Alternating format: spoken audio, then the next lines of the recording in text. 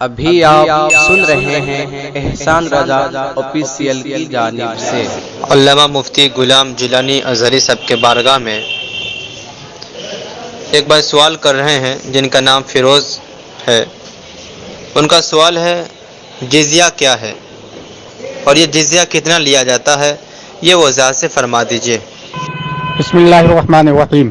بھائی نے بڑا اچھا سوال کیا کہ جزیہ کسے کہتے ہیں۔ یہ تفصیل طلب اور ہارڈلی سوال ہے۔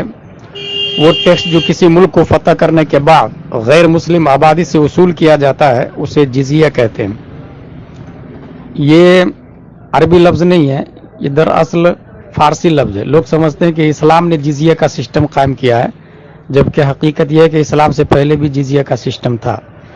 وہ فارسی میں جزیہ کہتے ہیں، اسی کا معرب جزیہ ہے اور اس کا معنی خراج ہے۔ جس سے جزیہ لیا جاتا ہے غیر مسلم آبادی سے، تو ان کی عبادت، مذہبی عبادت گاہیں، ان کا خون، ان کا مال، ان کا گھر، یہ مسلم حکومت کی ذمہ داری ہوتی ہے کہ حفاظت کریں۔ نیز جنگی خدمات بھی ان سے معاف ہوتی ہیں۔ اچھا، جزیہ بھی ہر شخص سے نہیں لیا جاتا۔ پاگل، بوڑھے، بچے، بیوہ، یتیم، ان سے جزیہ نہیں لیا جاتا۔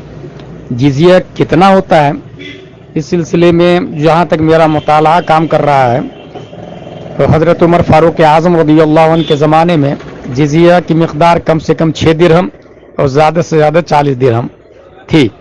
متوسط درجے کے لوگوں سے 24 درہم جزیہ لیا جاتا تھا۔ نیز یہ جزیہ امیر کے اوپر ڈیپینڈ کرتا ہے کہ وہ حیثیت، مالی حیثیت کے مطابق ہر انسان پر الگ الگ عائد کیا جاتا ہے۔ اور یہ جزیہ ہرگز اس معنی میں نہیں ہے کہ جبراً مسلمان وصول کرتے ہیں، بلکہ ان کی حفاظت اور جان، مال، عزت، آبرو کی حفاظت کا فریضہ انجام دینے کے بدلے میں ظاہر سی بات ہے کہ حکام کو تنخواہ دینی پڑتی ہے۔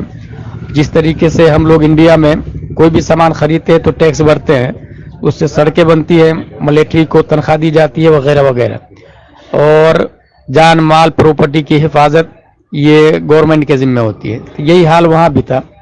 یہ میں اس لیے کہہ رہا ہوں کہ مجھے یاد ہے جب مصر میں پڑھ رہا تھا تو امریکہ لاس اینجلس کی ایک ڈاکٹرز کہہ رہی تھی کہ تمہارے اسلام کا سسٹم یہ ہے کہ یا تو جنگ کرنے کے بعد کسی ملک کو فتح کرتے ہو تو کہتے ہو کہ اسلام قبول کرو، یا نہیں تو جزیہ دو۔ تو کیا یہ ظلم نہیں ہے، جبر نہیں ہے؟ تو حقیقت یہ ہے کہ اسلام کی تلقین، تو یہ تو اچھی بات کی تلقین تو کوئی بھی کرے گا، اور اسلام فطرت انسان کے مطابق ہے، اور اس میں بھی تلقین کی جاتی تھی، جبر نہیں کیا جاتا تھا۔ اور اگر وہ اسلام قبول نہ کرے تو پھر جزیہ دینا اس لیے ضروری ہوتا تھا کہ ان کے گھر، ان کی جان مال کی حفاظت مسلم گورنمنٹ کے ذمہ ہوتی تھی۔